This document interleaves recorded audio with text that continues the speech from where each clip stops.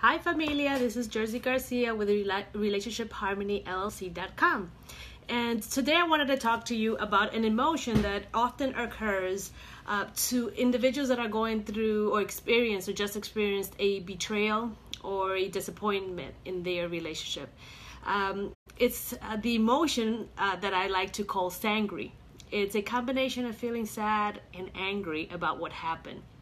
And it's a total normal emotion. Sometimes we think that we only supposed to go through one emotion at a time, but I like to say that we are complex individuals, complex creatures and humans, and we can go through a series of emotions, especially with something as painful as a betrayal or a disappointment in our relationship occurred.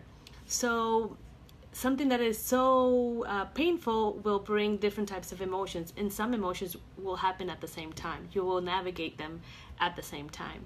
So sangry. I've been talking about sangry actually this whole weekend because I've been speaking with other like-minded folks, some even through therapy, about this, that they're wrestling with the emotions of sadness and anger based on something somebody did for them, so did to them, or that they feel that somebody did to them. So what I usually recommend, and I also recommend this to myself, and I think that experiencing sangry is a great opportunity for some self-reflection. After going through the emotion and letting those emotions wash over you, and not yourself numbing those emotions, but allowing the sadness and the anger to come back and forth.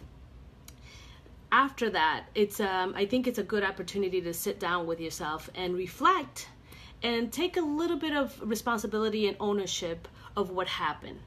How did this occur? Whatever the betrayal was, whatever the disappointment was that the other individual did, that you feel offended you, disrespected you, mistreated you, what were your contributions to that action? And when I say that, I know that some of you might be saying, like, well, I didn't do anything. That person did whatever they did to me. They were the ones. They're mean, they're evil, they're just unsensitive. But sometimes we also contribute to certain things that happened to us. Was it because we were oblivious? We weren't looking at the signs. We weren't paying attention. Maybe it's a pattern that we're used to. Maybe we are used to attracting unavailable men. And whenever they continue to be unavailable, that actually we just continue being in that relationship instead of stopping it, or at least acknowledging and saying, hey, why is it that you cannot be, that you're not available? Is it something that we need to work on, or you're not, this may be something that we can no longer continue to experience as in a relationship. So take the first step, I think, in dealing with sangry after a betrayal or disappointment in your relationship. And this can be a relationship with a friend, a family member, coworker, or even especially with somebody that you were in a relationship with, boyfriend, girlfriend, spouse, ex-spouse. And it's really reflecting what is your part in that. What were your part in that, in what happened to you, and what you feel happened to you, and what needs to be repaired? What lessons can you learn from that experience? What do you think that you maybe will not do again, or be more aware about? So that's my first tip, is to take the time when you're going through sangry, being sad and angry, is to take some time to self-reflect and seeing how you contributed to the experience, to what happened. What can you learn? Take some responsibility. The second item that I think is a must is, after you do that self-reflection and you realize what are the things that maybe needs to be changed, or the things that you contributed, is to do a little bit of work around self-forgiveness. Not to beat yourself down because, oh, why didn't I see this coming? I should have seen this coming. I should have known better. But more to recognize that you are a human being, and that you usually function in a way, in patterns. It's very easy for us to just continue doing the same thing because we don't know, sometimes it's too risky or too scary to do something different. So forgive yourself And also take the opportunity to realize and acknowledge the work that being in this relationship was, and what you learn. I believe that the biggest growth that we make as human being is in relationship with somebody else, especially when we're in a relationship, an intimate or romantic relationship with somebody else. There's so much opportunity to grow and to learn about ourselves and how we are relating to one another.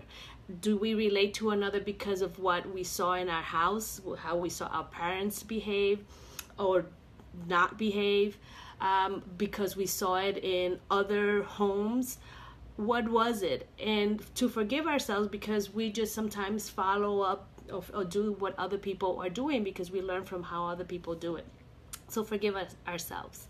And lastly, is that after you do all that processing of taking responsibility, ownership, being aware of how you contributed to the situation, and then forgiving yourself for it, is to open yourself up.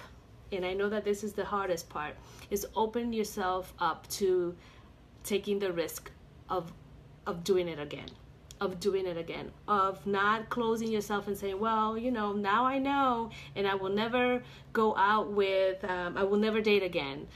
Or there's no way that I can trust again. There's no way that I will let anybody come in and hurt me this way again. So I will never go out there, and if I start a relationship with somebody new, I will never love them. I will never allow myself to love. I think that this is important to make sure that once you do the work of acknowledging your contribution, the lessons learned, and forgiving yourself, is to open yourself up for it again. Open yourself up for it again, because now you have the wisdom. There might be some things that you'll do differently this time around, but don't close yourself up, because once we close ourselves up, we diminish our contribution, our help, our service, and our capacity to be connected with each other. The only way that we learn how to be connected and to better relate with others is by trying over and over and over again. So don't take that opportunity from you to learn and to grow because something that happened. Learn from it and grow from it, and then open yourself up for new and better. I hope this was helpful for you. If you need support in traveling Sangre or traveling the experience, maybe you're going through a betrayal or a disappointment, a breakup, or something difficult in your relationship, and you're going through this anger and sadness phase right now, and you need some support, let me know. You can always send me a message through Facebook, through this page, or you can email me at connect@relationshipharmonyllc.com. I see you next time. Take care. Bye-bye.